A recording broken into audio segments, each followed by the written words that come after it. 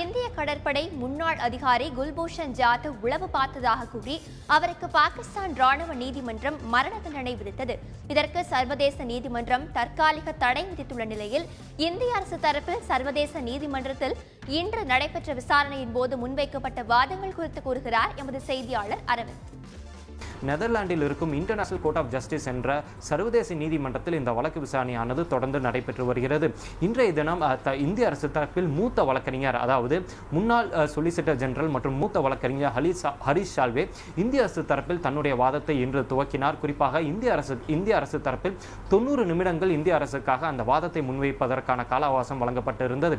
இந்திய அரசை பொறுத்தவரை 4 முக்கிய வாதங்கள் முன்வைக்கப்பட்டது. குறிப்பாக குல்பூஷன் ஜாதவ் கொடுத்ததாக கூறப்படும் அந்த ஒப்புதல் வாக்குமூலத்தின் அடிப்படையிலேயே அவருக்கான அந்த தூக்கு தண்டனை விதிக்கப்பட்டிருப்பதாகவும், அதே போல அவருடைய தரப்பில் எந்த ஒரு வழக்கறிஞருமே இல்லாமல், அதாவது நோ டிஃபென்ஸ் லாயர், அதாவது அவருடைய தரப்பு வாதத்தை முன்வைப்பதற்கான எந்த ஒரு டிஃபென்ஸ் லாயர், அவருடைய தரப்பு வழக்கறிஞரே இல்லாமல் இந்த வழக்கு விசாரணை நடைபெற்றதாகவும், அதே போல இந்திய அரசு தரப்பில் இந்திய தூதரகம் மூலம் அவை தொடர்பு கொள்ள முயற்சித்த போதும் அதற்கான எந்த ஒரு சரியான பதிலையும் பாகிஸ்தான் அரசு தரவில்லை எனவும், அதே போல இந்திய அரசு பாகிஸ்தான் அரசிடம் இந்த விவகாரம் தொடர்பாக எத்தனை முறை கடிதம் எழுதினாலும், குறிப்பாக 16 முறை கவுன்சிலர் ஆக்சஸ், அதாவது தூதரக அதிகாரிகள் மூலம் அவரை தொடர்பு கொள்ள முயன்ற போதும் அதற்கும் அந்த வழிவகை கிடைக்கப்பெறவில்லை எனவும் இந்திய அரசு தரப்பில் இந்த 4 முக்கிய வாதங்கள் முன்வைக்கப்பட்டது.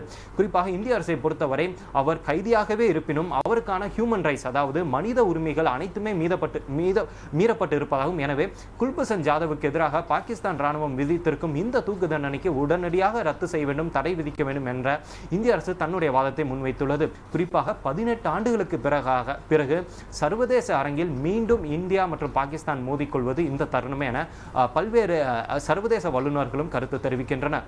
தந்தை செய்திகளுக்காக புது டெல்லியிலிருந்து ஒளிப்பதிவாளர் பிரதீப் சவானுடன் அரவன்.